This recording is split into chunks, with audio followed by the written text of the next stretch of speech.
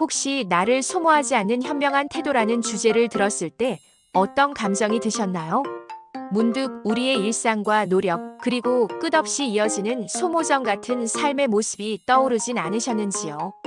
오늘 소개할 책은 바로 마티아스 됴케가 쓴 나를 소모하지 않는 현명한 태도에 관하여입니다. 이 책은 우리가 스스로 너무 많은 것을 소모하며 살아가는 현대 사회 속에서 어떻게 삶의 균형을 되찾고 나답게 살 수 있는지에 대해 따뜻하면서도 현실적인 조언을 건넵니다. 이 책은 단순한 자기 계발서라기보다는 저자가 삶 속에서 직접 체득한 교훈들과 우리가 놓치고 있는 본질적인 가치들을 찬찬히 보여주는 이야기로 시작됩니다.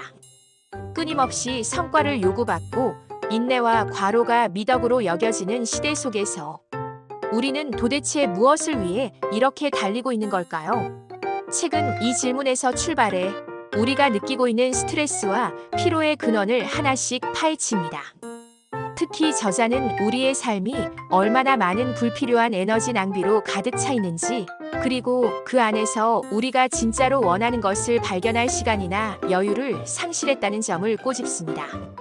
책 속에서 등장하는 주요 메시지 중 하나는 과도한 소모는 결국 자신을 잃어버리는 길이라는 점입니다.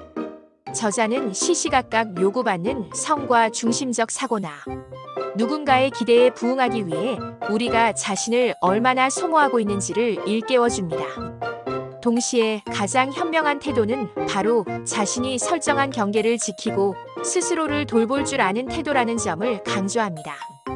또 다른 중요한 메시지는 단순함 속에서 발견되는 자유로움입니다. 저자는 우리가 조금만 더 단순하게 살아가면서도 충분히 만족감을 느낄 수 있다는 사실을 일깨우며 복잡한 삶을 정리하면서 내면을 채우는 방법에 대해 이야기합니다. 이 책이 주는 시사점은 무엇일까요? 우리는 어쩌면 자신을 더 이상 생각하지 않고 달리기만 하는 삶에 너무 익숙해져 버린 것이 아닐까 되돌아볼 수 있습니다. 자신을 지키는 일은 절대 이기적인 행동이 아니라 오히려 삶에서 가장 중요한 책임 중 하나일지도 모릅니다. 변화라는 것은 거창한 것이 아닙니다. 작은 일상 속에서 내가 무엇을 중요하게 여기고 어디까지 내 에너지를 쓸 것인지를 정하는 것부터 시작될 수 있습니다. 이 책을 읽고 난 사람들의 반응도 참 인상적입니다. 많은 독자들은 책을 통해 처음으로 자신이 얼마나 무리하며 살아왔는지를 깨달았다고 이야기합니다. 또 나 자신만의 속도로 살아간다는 것이 얼마나 소중한 경험인지 알게 되었다며 새로운 시작의 계기를 만들어준 책이었다는 평가를 하기도 했습니다. 동시에 단순히 일상의 지침을 넘어서 우리의 삶 전체를 차분히 들여다보게 만들었다고도 하죠. 여러분은 이 책에 대해서 어떻게 생각하시나요? 혹시 지나치게 자신을 소모하며 살고 있지는 않은지 이 책이 던지는 질문을 통해 한 번쯤 생각해보는 시간을 가져보시면 어떨까요? 여러분의 생각이 궁금합니다. 댓글로 남겨주실 의견들로 또 다른 나눔과 배움의 시간이 이어지길 기대합니다.